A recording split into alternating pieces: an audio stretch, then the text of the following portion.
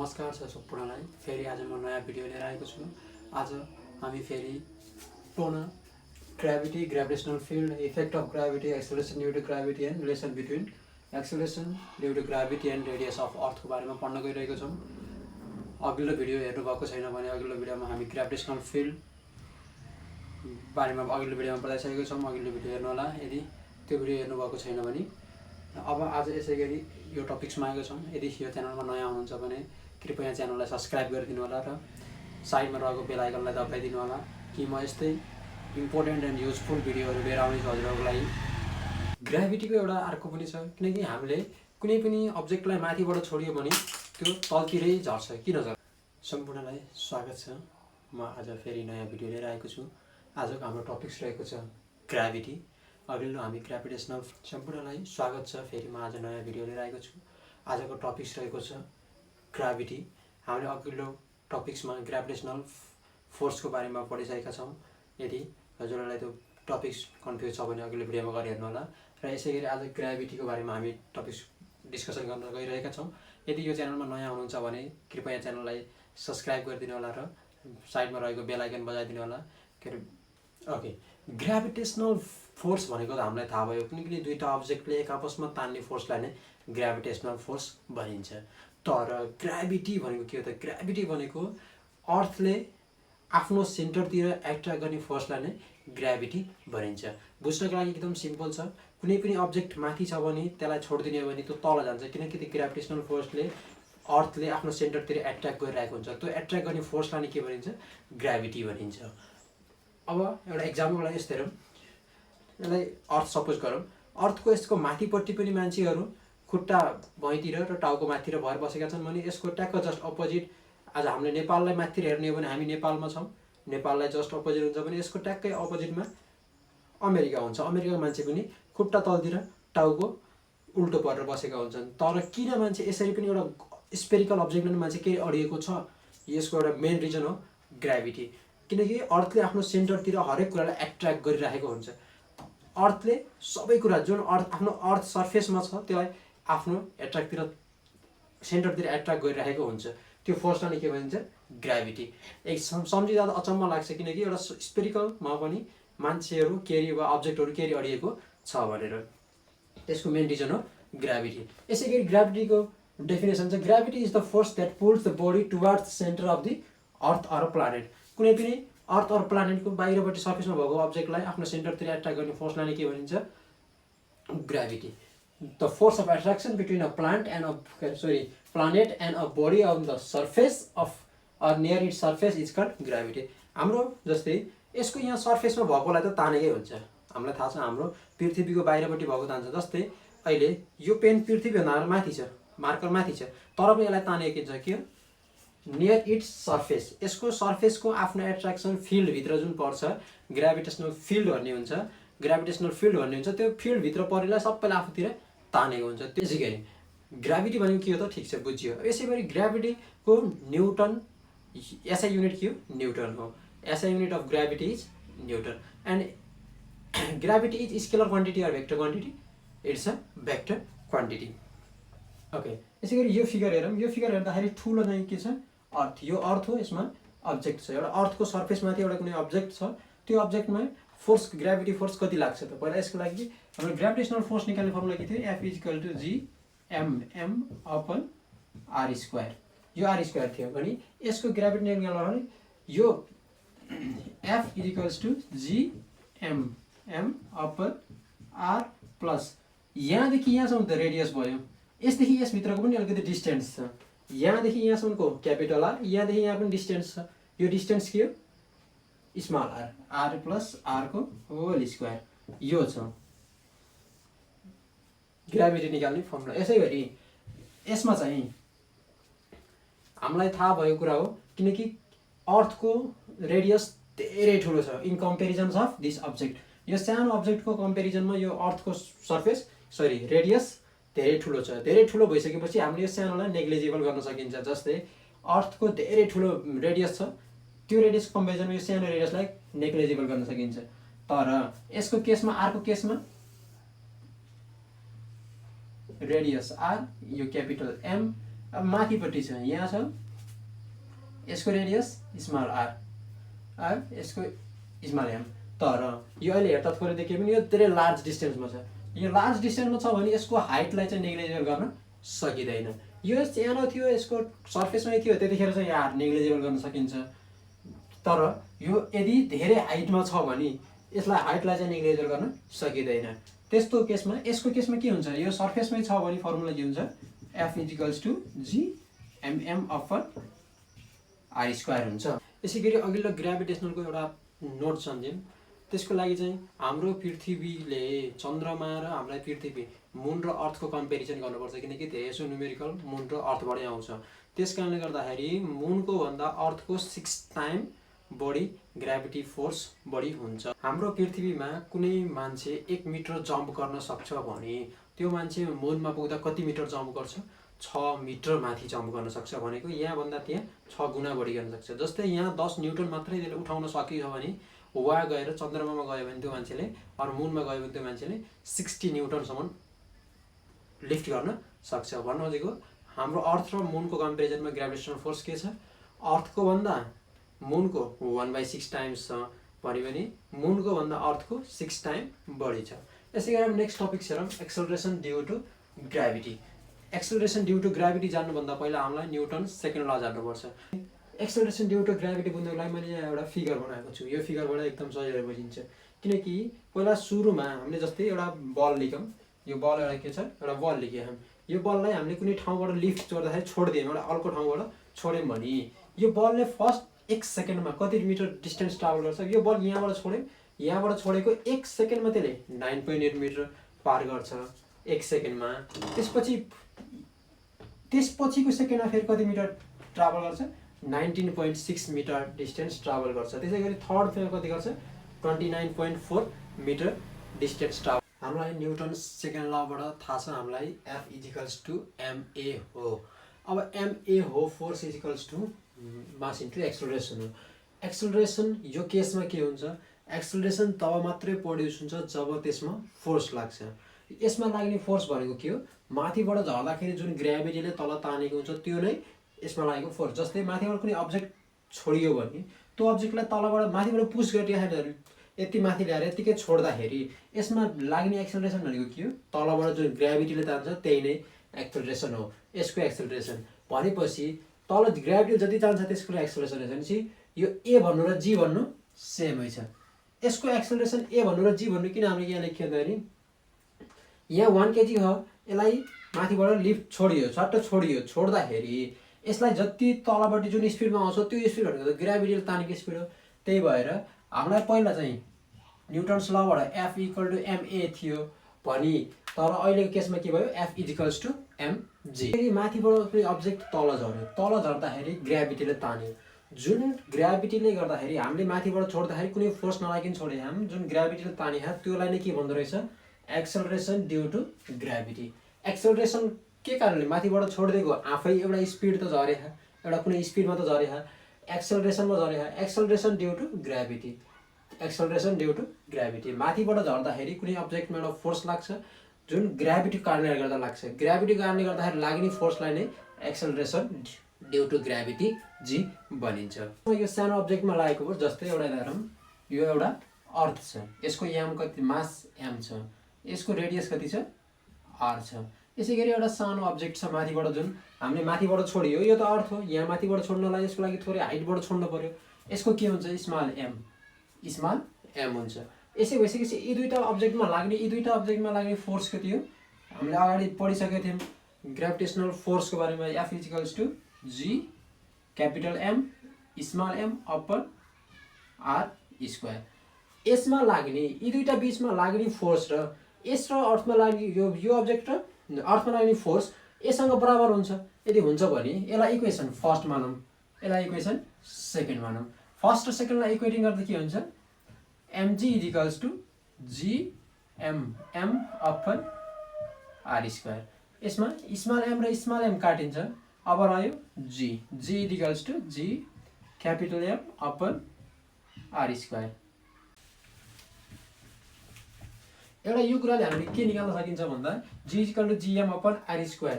यसले हामीले के गर्न सकिन्छ, यो ग्राभिटेसनल कन्स्टेन्ट जहिले पनि के हुन्छ कन्स्टेन्ट नै हुन्छ।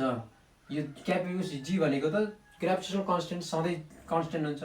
क्यापिटल एम भनेको mass of earth, mass of अर्थ पनि सधैँ के हो कन्स्टेन्ट नै हो। मास अफ अर्थ पनि कहिले चेन्ज हुँदैन।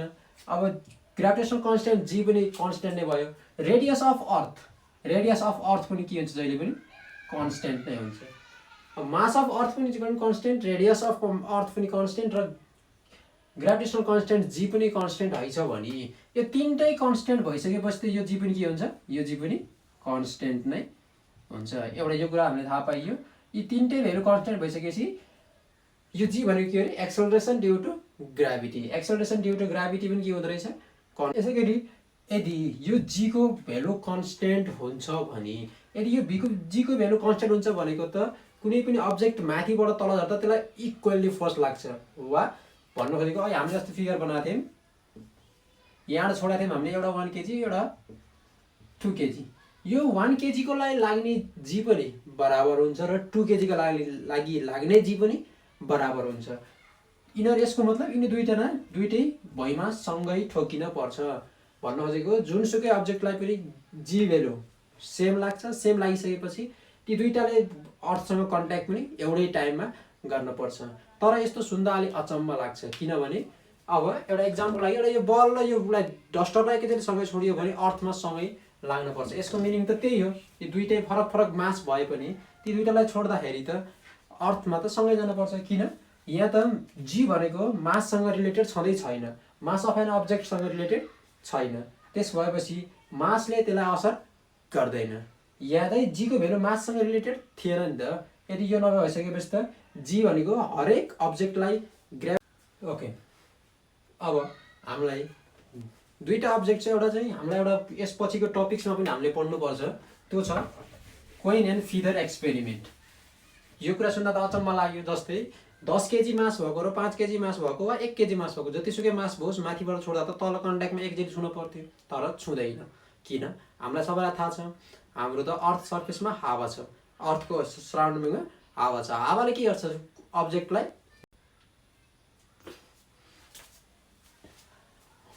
अर्थ सर्फेसमा भएको एयरले के गर्छ अब्जेक्टलाई लिफ्ट गर्छ भनेको छेक्छ। जस्तै हलुङ्गो चिज भयो भने त हावाले माथि उडाइदिन्छ र गरुङ्गो चिज भयो भने उडाउन सक्दैन। त्यसकारणले गर्दाखेरि अपथ्रस्ट लागिदिन्छ। अपथ्रस्ट जस्तो पानीमा हामीले अपथ्रस्ट बुझिन्छ त्यस्तै गरी एयरमा पनि अपथ्रस्ट हुन्छ, त्यसले लाग्छ। त्यसकारणले गर्दाखेरि एउटा एक्सपेरिमेन्ट गरेको थिएँ। यस पछाडि हामीले पढ्ने थियौँ कोइन एन्ड फिदर एक्सपेरिमेन्ट। कुनै पनि एउटा बक्स लिने, एउटा यो बक्समा के गरियो पहिला हावा जति बाहिर फालियो, यहाँभित्र भएको हावा जति सबै फालियो। फालिसकेपछि एउटा कोइन र एउटा फिदर छ, एउटा कोइन छ। यी दुईटालाई सँगै छोडिदिने हो भने यी दुईटा यहाँ चाहिँ बटममा चाहिँ एउटै टाइममा कन्ट्याक्ट गर्छन्। यो कुरा चाहिँ हामीले कोइन एन्ड फिदर एक्सपेरिमेन्टबाट हामीलाई प्रुभ भइसकेको छ। यसको मतलब के छ एक्सेलरेसन ड्यु टु ग्राभिटी कहिल्यै पनि मासमा डिपेन्ड हुँदैन। यदि हाम्रो पृथ्वीमा हावा हुन्थेन भने 10 kg मास भएको वा 1 kg मास भएको दुईटालाई माथिबाट छोड्दा एउटै टाइममा सर्फेसमा आइपुग्छ।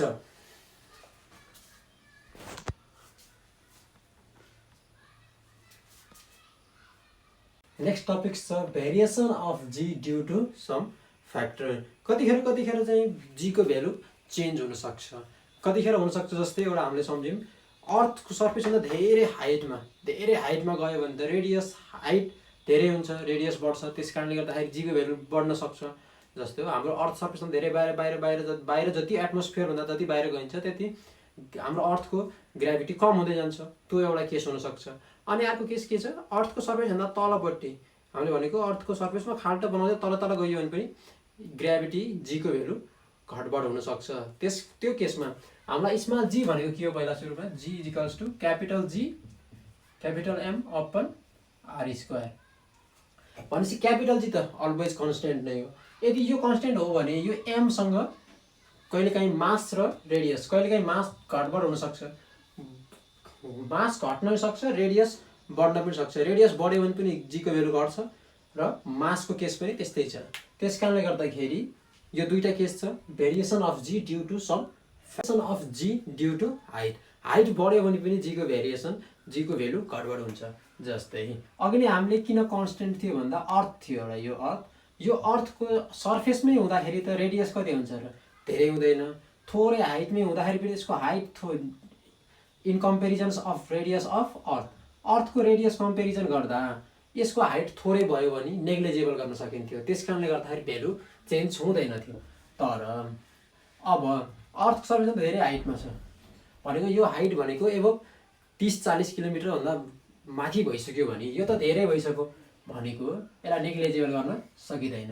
यसलाई हाइटलाई एच, यो यसमा एम, यदि यो भयो भने अब अर्थको सर्फेसमै हुँदाखेरि एउटा केस हुन्छ। अर्थको सर्फेसमा हुँदाखेरि जी भनेको के हुन्छ, जी भनेको g capital M upper r square. यदि यो अर्थको सर्फेसमा हुँदाखेरि अब यो अर्थ सर्फेसभन्दा धेरै माथि भइसकेपछि के हुन्छ, g dash is equal to G M upon r भनेको के हुन्छ, आर प्लस एचको होल स्क्वायर। यो सेकेन्ड इक्वेसन बन्छ। दुईटा 1 र 2 इक्वेसन भयो। यदि यो इक्वेसनलाई डिभाइडिङ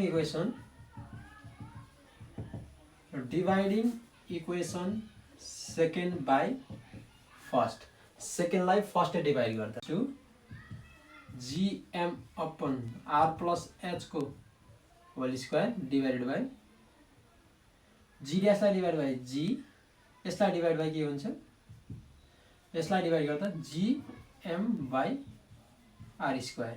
अब यसलाई g dash by g equals to यसलाई उल्ट्याउँदा जीएम अपन आर प्लस एचको होल स्क्वायर, यो उल्टिँदा के हुन्छ, तलको माथि जान्छ, आर स्क्वायर अपन जीएम काटियो, यदि g dash by g equals to r square upon are plus एचको होल स्क्वायर। यसो जी ड्यास भनेको के रहेछ त, जी ड्यास भनेको therefore g dash equals to g into r upon are plus एचको होल स्क्वायर, यो रहेछ। ओके, अब यस्तो यो इक्वेसन ठिक छ कि छैन भनेर कसरी पत्ता लगाउने त, सुरुमा यस्तै हेरौँ, यो जान्नको लागि मात्रै। जस्तो आर प्लस एच रेडियसमा यो हाइट जोड्दाखेरि त यो रेडियस भन्दा त यहाँ भनेको R plus H is always greater than, R plus H is always greater than यति रेडियस थियो। यसमा यो हाइट जोडिदिएपछि त यो रेडियस भन्दा जहिले पनि ठुलो हुन्छ, रेडियस भन्दा ठुलो हुन्छ। Are plus H is always greater than R, यदि यो हो भने योलाई यता लाँदाखेरि 1 इज अलवेज, यो यता जाँदाखेरि डिभाइडमा गयो, यो 1 इज लेस देन, जहिले पनि यो आर प्लस एच यतिको भेल्यु जहिले पनि 1 भन्दा सानो हुँदो रहेछ। सानो हुँदो रहेछ भने जीलाई जति एउटा कुनै नम्बरलाई जी 1 भन्दा सानो नम्बरले मल्टिप्लाई गर्ने पनि त्यो नम्बर झन् सानो हुन्छ भनेपछि जी ड्यास कति हुँदो रहेछ, जी भन्दा सानो हुँदो रहेछ। Of G due to change in depth, अघि त हामी सर्फेसभन्दा माथि गइरहेको थियो, अब सर्फेसभन्दा तल जान्छ। जस्तै खाल्डो खनेर हामी तल गइयो भने पनि जीको भेल्यु चेन्ज हुन्छ। नर्मल्ली थोरै खन्दैमा हुने होइन, धेरै खन्नुपर्छ। त्यस्तै गरी हामीले पनि माथि पनि थोरै गएर हुँदैन, धेरै माथि जानु परेको थियो। त्यस्तै गरी एउटा अर्थ छ, यो पहिला सुरुमा यो अर्थ छ, बाहिरबाट क्यापिटल एम, यसको रेडियस कति छ, यहाँदेखि यहाँसम्म आर छ। तर हामीले मानौँ यति तल गइयो, अर्थको थोरै अलिकति तल गइयो जाँदाखेरि मानौँ यो 10 किलोमिटर तल गइयो, 10 किलोमिटर गइयो वा ल मानौँलाई एउटा कुनै फिक्स एमाउन्ट तल गइयो, कुनै तल खनियो, तल खनिसके यस्तो टोटलमा जति थियो त्यसमा यो घट्नुपर्छ हैन। हाम्रो जस्तै यो मार्करलाई 10 मिटरको छ भन्यो भने यो टोटल 10 मिटर छ, यति 2 मिटर रहेछ भने, यति 2 मिटर रहेछ भने यताको कति हुन्छ, 10 - 2 हैन र, 10 - 2 गऱ्यो भने यो आउँछ। त्यस्तै गरी यो जति हुन्छ, यो टोटल यति दियो, यसमा यो गर्दाखेरि बाँकी रहेको यो हुन्छ। यो फिगर बनाइदिएको छु। यसको चाहिँ हामीले अघिल्लो जस्तै प्रुभ गऱ्यौँ त्यस्तै गरी प्रुभ गर्ने हो, तर यो हामीलाई यसको रिजल्ट जाने हुन्छ, त्यसकारणले गर्दा त्यो प्रुभ गरेको सबै जान्न पर्दैन। म त्यसकारणले यसको डाइरेक्ट रिजल्ट लेखिदिन्छु। Radius is greater than x, r जहिले पनि रेडियस एक्स भन्दा त ठुलो हुन्छ। यदि यो ठुलो हुन्छ भने यो आरलाई यता लाँदाखेरि 1x डिभाइड बाई आर, जहिले पनि एक्स अपन आरको भेल्यु 1 भन्दा सानो हुन्छ। यो 1 थियो, 1 भन्दा सानो भइसक्यो, त्यसमा घटिसक्यो। एउटा कुनै एमाउन्ट घटिसकेपछि जीसँग मल्टिप्लाई गर्दा त 0 भन्दा 1 भन्दा सानो नम्बरले मल्टिप्लाई गर्दाखेरि त जी ड्यासको भेल्यु कम हुन्छ। त्यही भएर जियो पनि जति डेप्थ जमिनभन्दा मुनि हामी धेरै गहिरोमा गइयो भने पनि ग्राभिटीको भेल्यु घट्छ or acceleration due to gravity घट्छ। अब यसै गरी थर्ड फ्याक्टर छ, नेक्स्ट छ variation of G due to the shape of earth. यो चाहिँ हामीलाई त थाहा छ अर्थ पर्फेक्टली सर्कुलर छैन अर स्पेरिकल छैन। स्पेरिकल नभइसकेपछि थोरै इक्वेटरतिर थोरै लामो र पोलतिर थोरै सानो छ। जस्तै यसलाई यो साइडलाई के भन्ने आरई रेडियस अफ इक्वेटर, यसलाई के भन्ने आरपी रेडियस अफ पोल। हामीलाई त थाहा छ जी इज जी भनेको जीएम अपन आर स्क्वायर हो भनेको g is inversely proportional to radius of square or radius. रेडियससँग इन्भर्सली प्रोपोर्सनल रहेछ भने रेडियस बढ्यो भने यसलाई के भन्छ अप, बढ्यो भने बुझाउँछ gravitational acceleration due to gravity down हुँदो रहेछ। यदि रेडियस डाउन हुन्छ भने एक्सेलरेसन ड्यु टु ग्राभिटी बढ्दो रहेछ। यो कुरा चाहिँ हामीले जब पनि gravitational force acceleration due to gravity कम हुँदो रहेछ भने यो फिगरमा हेर्दा अर्थ कस्तो छ ओभल सेपमा।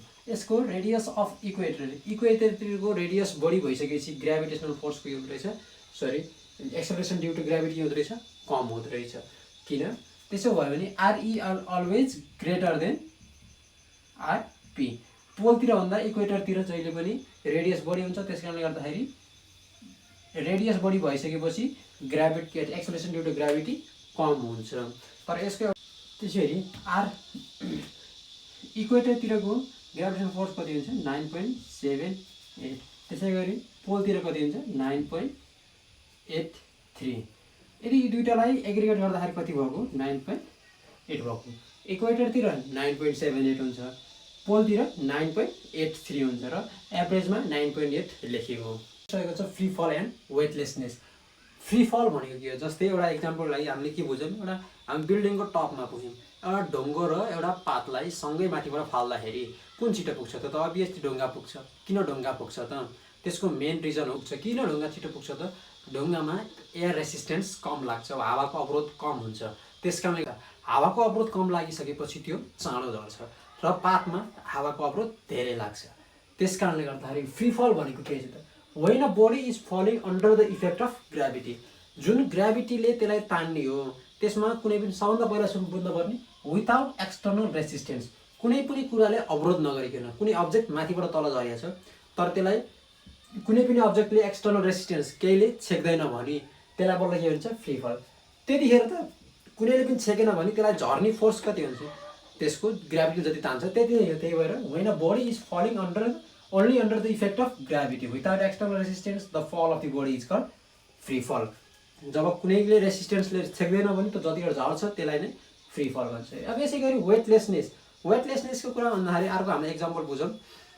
ठुल्ठुलो बिल्डिङमा लिफ्ट हुन्छ, लिफ्टमा हामी चढे बेलामा यदि टपमा पुग्यो भने लिफ्ट चुड्यो, लिफ्ट रोकियो होइन लिफ्ट झऱ्यो भने त्यहाँ चाहिँ हामी लिफ्टमा त्यो चल्दा चल्दैको ठिक भएको लिफ्टमा झर्दाखेरि होइन कि लिफ्ट एकदम माथि गएको थियो, माथि जाँदा चुडेर झऱ्यो, झर्दाखेरि त्यो आफ्नो स्पिडमा झर्छ भने त्यतिखेर त्यहाँभित्र भएको मान्छेलाई वेट फिल नै हुँदैन हो। त्यो वेट फिल हुँदैन भने त्यसलाई भन्छ weightlessness. The state of a body having zero weight is called weightlessness. त्यतिखेर त्यो मान्छेलाई आफ्नो वेट फिलै हुँदैन, त्यसलाई नै भन्छ वेटलेसनेस। यो वेटलेसनेस फिल अर्को के हुन्छ स्पेसमा हुन्छ। जस्तै यो अर्थको भन्दा धेरै बाहिर एउटा स्पेस छ, त्यो स्पेसमा वेटै फिल हुँदैन। जस्तै हाम्रो सेटेलाइटहरू पठाइन्छ त्यहाँ चाहिँ वेट फिल हुँदैन, त्यसलाई नै भन्छ वेटलेसनेस। नेक्स्ट टपिक रहेको छ मास एन्ड वेट।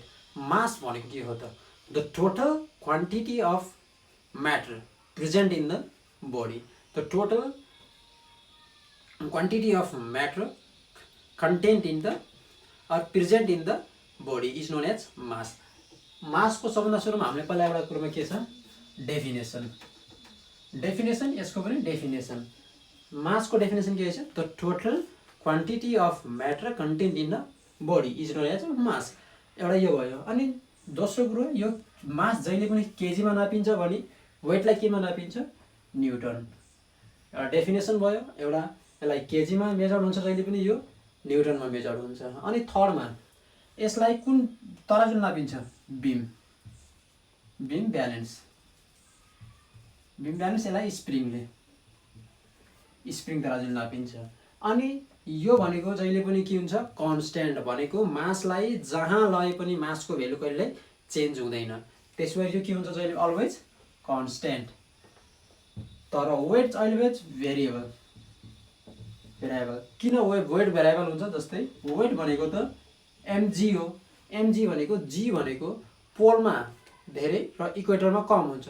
त्यस्तै गरी यो ग्राभिटीको g को भ्यालु चेन्ज भयो भने त w पनि चेन्ज हुँदो रहेछ, त्यसो भएपछि यो के हुन्छ भेरिएबल हुन्छ। 1 2 3 4। अब यसै गरी यो के हो स्केलर क्वान्टिटी हो कि भेक्टर क्वान्टिटी? यो हो स्केलर क्वान्टिटी। स्केलर क्वान्टिटी यो भेक्टर क्वान्टिटी हो। यदि 5 वटा क्वेसन कुरा डेफिनेसन, केजे, बिम ब्यालेन्स, कन्स्ट्यान्ट र स्केलर, यति 5 वटा कुरा जानिसकेपछि यसमा स्पेसली आउने भनेको के त डेफिनेसन हो मास र वेटको, अनि के त यसको डिफरेन्स हो। यति कुरा जानिसकेपछि यसमा पुग्छ। यसै गरी फर्स्ट 4 च्याप्टरको लगभग सबै टपिक्सहरू भनिसकेको छ।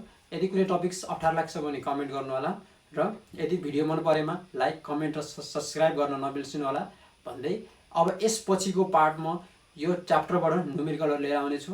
त्यस कारणले गर्दाखेरि सब्स्क्राइब गरेर साइडमा रहेको बेल आइकनलाई दबाउन नबिर्सिनु होला। आजको लागि यति नै, हस्, धन्यवाद।